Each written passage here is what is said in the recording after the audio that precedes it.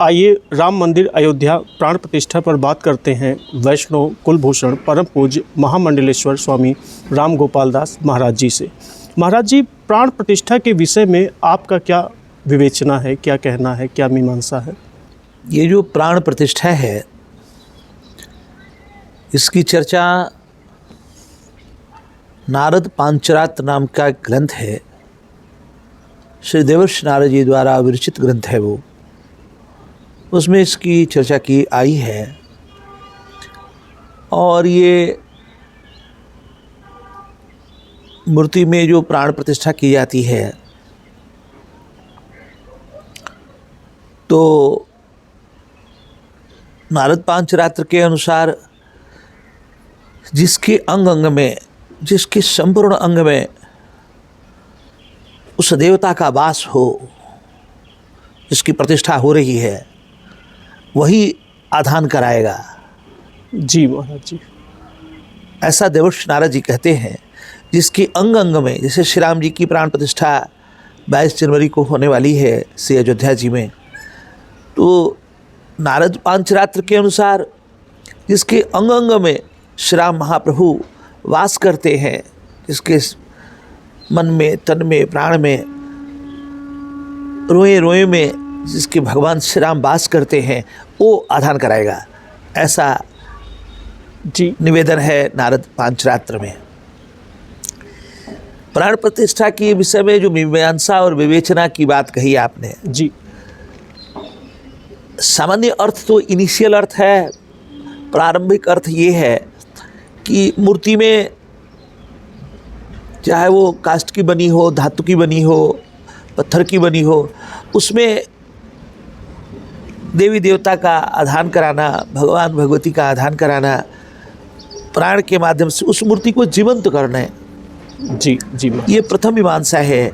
परंतु आगे जो है मीमांसा और विवेचना शब्द ला करके आपने इसकी खूबसूरती को बढ़ाया है। प्राण का रेगुलाइज होना, एक होता है कंट्रोल और एक होता है रेगुलाइज होना, एक होता है कंट्रोल्ड होना, नियंत्रित होना और नियमित होना। प्राण समगति से चले। जब हम देवी देवता है तो भगवान भगवती की मूर्ति स्थापित हो रही है, तो जिसका प्राण सम चलेगा वही स्थापित कर पाएगा। जिसमें अप डाउन होता है, आसुरी प्रवृत्ति के शिकार हो जाएंगे, काम क्रोध लोभ के शिकार होएंगे, काम क्रोध के शिकार होते ही प्राण की गति बदल जाती है। जी, तो जब सम चले, वो बराबर चले, वो प्राण की प्रतिष्ठा है। और दूसरी प्रतिष्ठा ये है कि प्राण की प्रतिष्ठा है कि प्राण रुक जाए और हमको पत्थर सा बना जाए, हमको काष्ठ सा बना जाए, हमको मिट्टी मात्र रहने दे।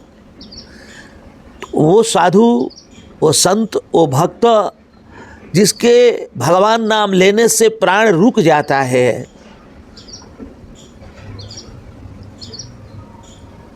कर्मकांड के माध्यम से आधान कराना, ये प्रथम है। सम जिसका प्राण चले वो आधान कराए, ये मध्यम है। उत्तम सर्वोत्तम तो ये होगा जिसका भगवान के नाम रूप लीला ध्यान का ध्यान करके प्राण बिल्कुल ठहर जाए, रुक जाए, और वो पत्थर सा हो जाए, वो काष्ठ सा हो जाए, हिलना डुलना उनका बिल्कुल रुक जाए, वो मूर्तिवत हो जाए। तो जो स्वयं मूर्ति है, वो मूर्ति में प्राण प्रतिष्ठा का कारण बनाएगा। लोग समझने, मीमांसा इसके न समझने के कारण से लोगों में एक भ्रम है कि जो मूर्ति में प्राण चल रही है, जो चल रहा है, डोल रहा है, बोल रहा है, वो ज़्यादा महत्वपूर्ण है ठहरे हुए से। वास्तव में मूर्ति का अर्थ है एब्स्ट्रैक्ट का कॉन्क्रीट होना, अमूर्त का अमूर्त होना, प्राण का ठहर जाना, बिल्कुल पत्थर सा हो जाए। वो जो साक्षी तत्व है, वो जो आई विटनेस है, वो जो चश्मदीद गवाह है, जिसकी गवाही में सब कुछ घटित हो रहा है, जीना मरना, हानि लाभ, जय पराजय, सृष्टि का निर्माण, सृष्टि का संहार, जिसकी उपस्थिति से ये तय होता है, जो गवाह है इसका, जो इसका चश्मदीद गवाह है, जो इसका साक्षी है, आई विटनेस है, वो जो साक्षी तत्व है वो पर्सनिफाइड होकर के मूर्ति बनता है। जी। तो साक्षी ने शरीर धारण किया है मूर्ति के रूप में, इसलिए मूर्ति पूजा अंतिम है।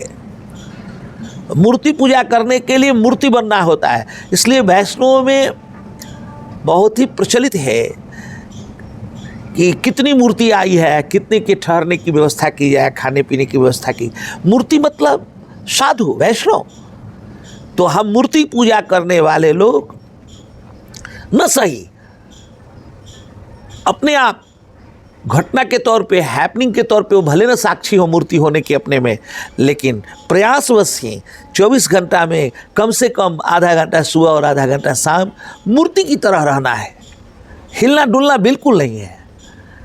देवो भूत्वा देव, देवी देवता बनकर देवी देवता की पूजा करनी है, तो मूर्ति होकर मूर्ति की पूजा की जाती है। हमारा मूर्ति होने में ही मूर्ति की पूजा हो जाती है। देवी देवता बनने में ही, होने में ही देवी देवता की पूजा हो जाती है।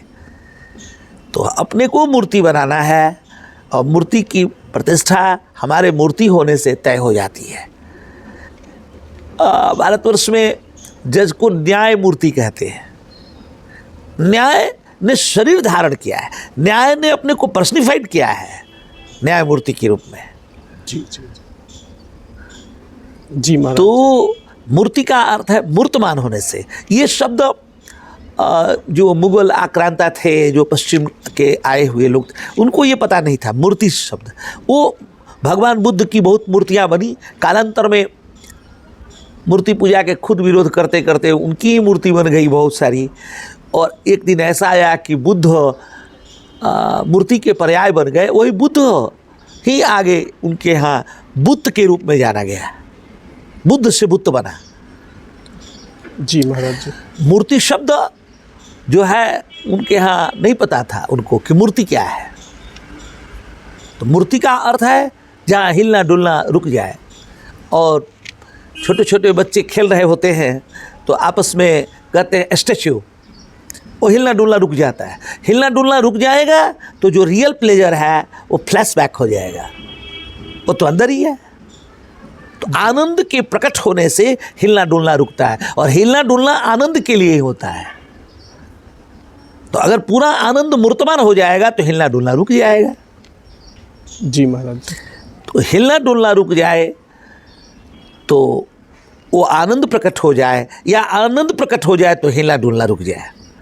और हिलना डुलना जहाँ रुकता है वो मूर्ति है। यही इस अस्तित्व का लक्ष्य है, मूर्ति की तरह होना, साक्षी होना। हमारा हर डूइंग और सेइंग उस विंगनेस, उसी को विंगनेस कहते हैं, वो उस विंगनेस को उपलब्ध हो जाए, साक्षी में समा जाए, साक्षी मात्र रह जाए। इसी को कैवल्य कहते हैं, मातृपद की प्रकाशना।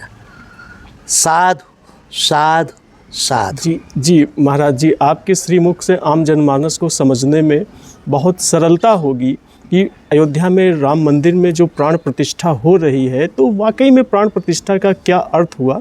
बहुत अद्भुत, सुंदर